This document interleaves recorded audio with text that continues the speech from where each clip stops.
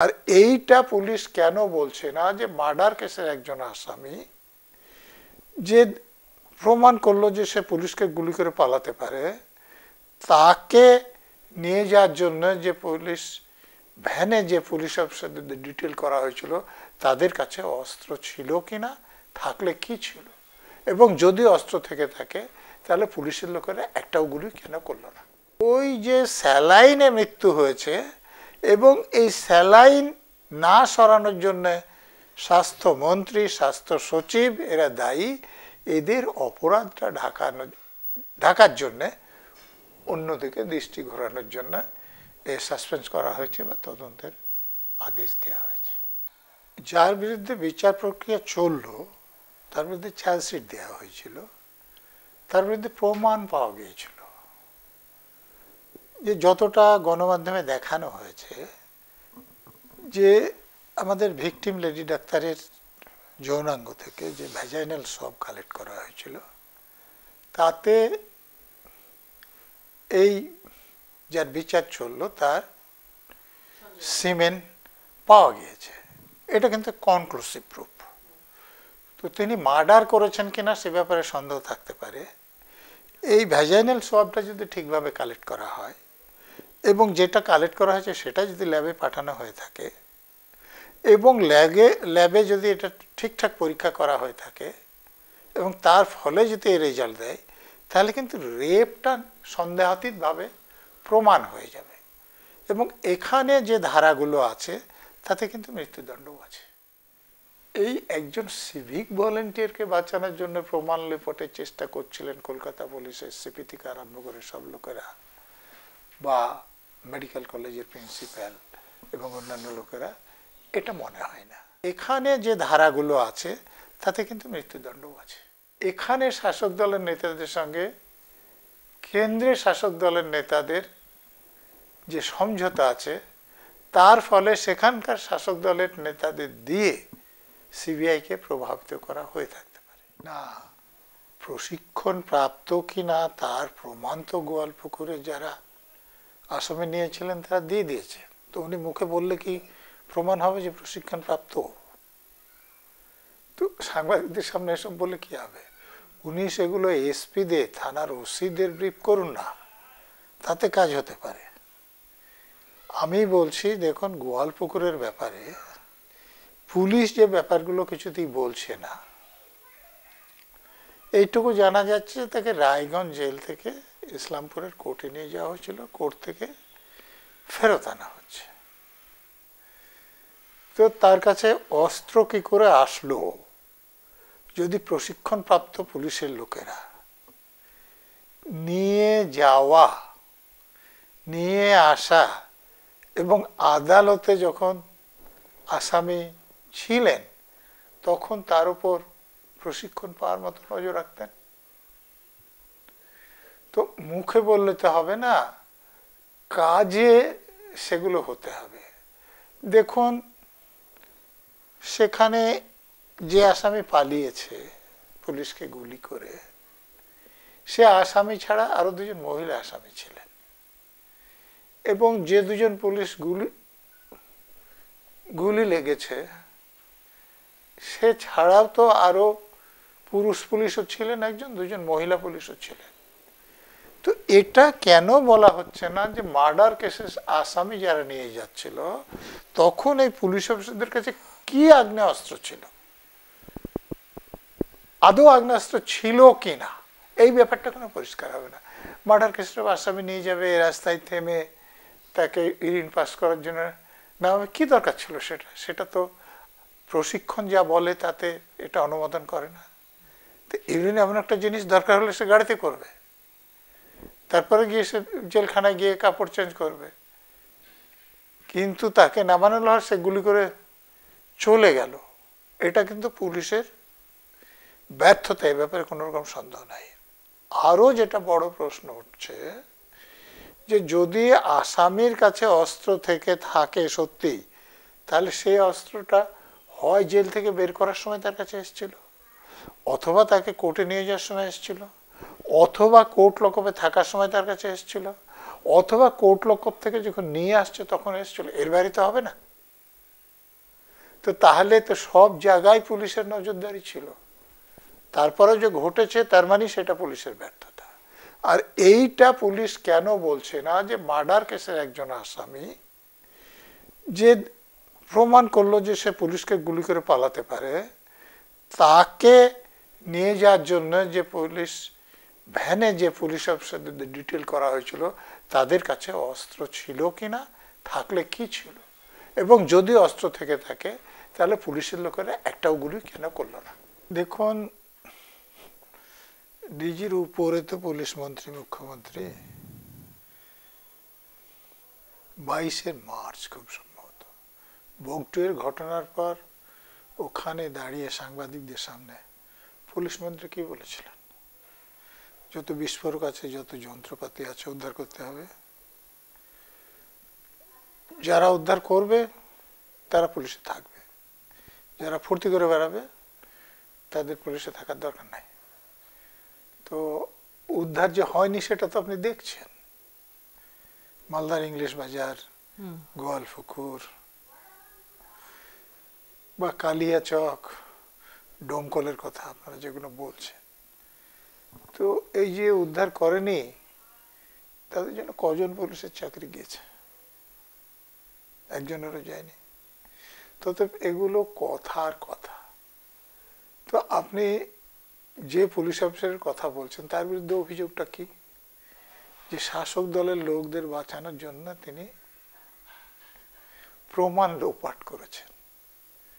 তো এই রকম লোক কি বললো না বললো তাতে পুলিশের লোকের কতটা গুরুত্ব নেই। পুলিশ মন্ত্রী দেওয়ার পর কোনো কাজ হচ্ছে না, তো সেখানে পুলিশের, রাজ্য পুলিশের প্রধান বললে কাজ হয়ে যাবে, আমি এরকম কিছু মনে করি না। সে ব্যাপারে কোনো রকম সন্দেহ নেই। দেখুন, এই প্রথম না, 2015 সালে যেটা বিভিন্ন গণমাধ্যমে দেখাচ্ছে যে আলিপুরদুয়ারের একজন ডাক্তারবাবু তিনি বলেছিলেন যে এই স্যালাইন দেওয়ার পর রোগী মারা যাচ্ছিল, এর পরিবর্তে অন্য স্যালাইন যখন কিনে দেওয়া হচ্ছিল তখন মারা যাচ্ছিল না। খুব নির্দিষ্ট অভিযোগ, কিন্তু সেই অভিযোগের ভিত্তিতে এই স্যালাইন বন্ধ করা হয়নি, উল্টো সেই ডাক্তারকে শোকজ করা হয়েছিল এবং তারপর এতটাই হ্যারাসমেন্ট হয়েছিল যে তিনি চাকরি ছেড়ে দিতে বাধ্য হয়েছেন। তাহলে বুঝুন। আর এইবার কর্ণাটকে যা হয়েছে, আমাদের রাজ্য সরকারকে জানিয়েছে, সেটা যদি আপনি ছেড়ে দেন, তো কর্ণাটকের লোক, সেন্ট্রাল ড্রাগ কন্ট্রোলের লোক এবং আমাদের রাজ্যের লোকও তো যেখানে এটা তৈরি হয় সেগুলো ভিজিট করে উৎপাদন বন্ধের জন্য আদেশ রাজ্য সরকার দিয়েছে। যদি সেই স্যালাইনটা ঠিক থাকতো তাহলে উৎপাদন বন্ধের অর্ডার কেন দিলেন? তার মানে ঠিক ছিল না।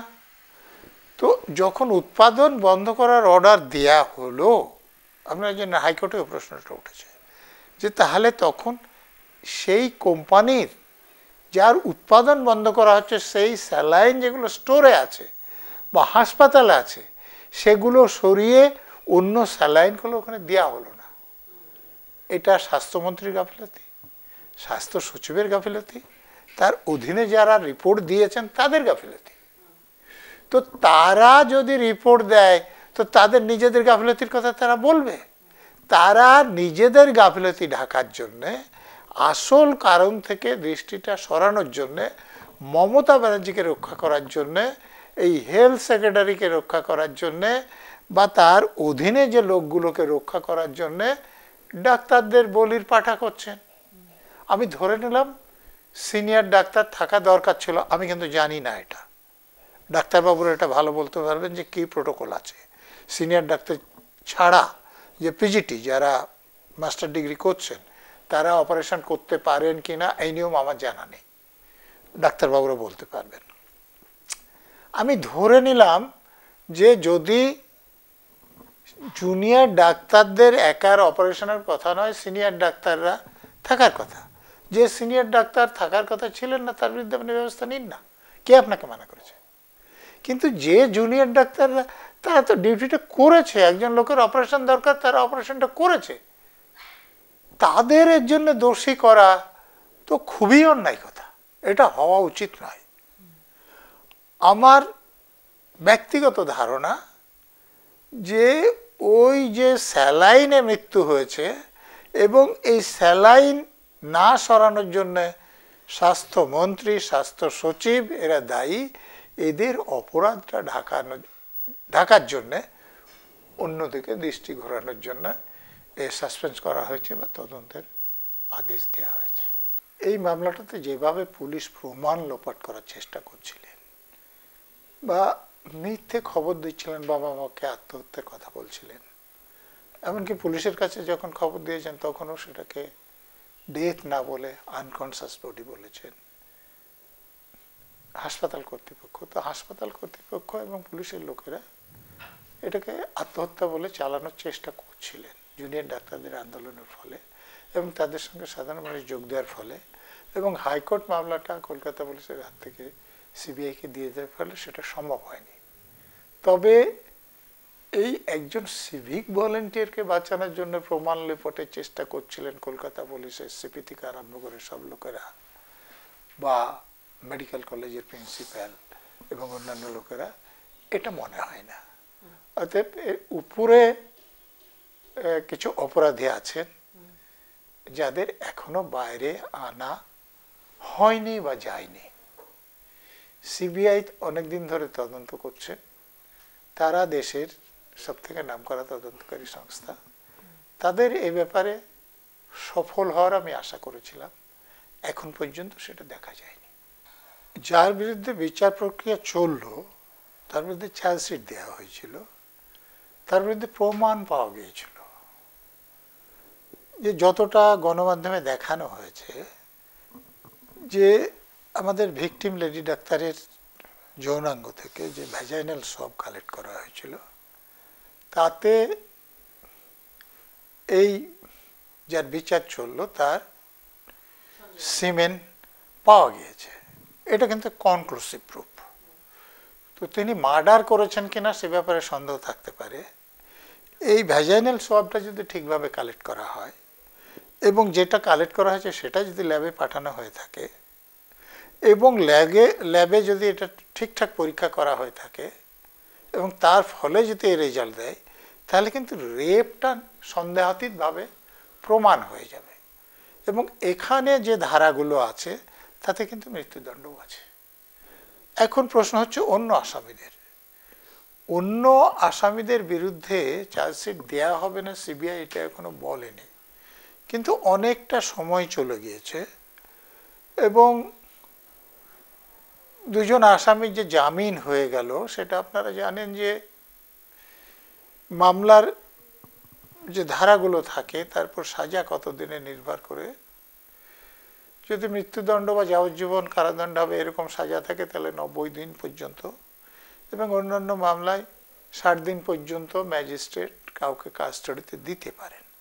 আইনে বলা আছে যে after the 60 days or 90 days যেটা প্রযোজ্য হবে, তার বাইরে ম্যাজিস্ট্রেট কাউকে কাস্টডিতে দিতে পারবেন না। তো এই যে আইন, এটা তো সিবিআইয়ের অজানা থাকার কথা নয়। এবং সিবিআইয়ের কি এমন বাধ্যবাধকতা ছিল যে এই সময়ের মধ্যে তারা চার্জশিট দিতে পারলেন না? তো আমি জানি না সিবিআই অফিসারদের বাবা মা যেটা বলছেন যে কলকাতা পুলিশের সঙ্গে আঘাত কিনা, আমি দুটো সম্ভাবনার কথা হতে পারে, আপনারা ভেবে দেখবেন। এক, এখানে শাসক দলের নেতাদের সঙ্গে কেন্দ্রের শাসক দলের নেতাদের যে সমঝোতা আছে তার ফলে সেখানকার শাসক দলের নেতাদের দিয়ে সিবিআইকে প্রভাবিত করা হয়ে থাকতে পারে। আর দ্বিতীয়ত, এখানে শাসক দলের নেতাদের কাছে বহু কোটি টাকা আছে। এই পার্থ চ্যাটার্জি বা তার বান্ধবীর বাড়িতে রেডের সময় আপনারা দেখেছিলেন। তো এত টাকা যাদের কাছে থাকে, সিবিআইয়ের অফিসাররা যদি সৎ না হন, নিরপেক্ষ না হন, তাহলে তাদেরকে এই টাকা দিয়ে কিনে নেওয়া অসম্ভব নয়। কোনটা হয়েছে আমি জানি।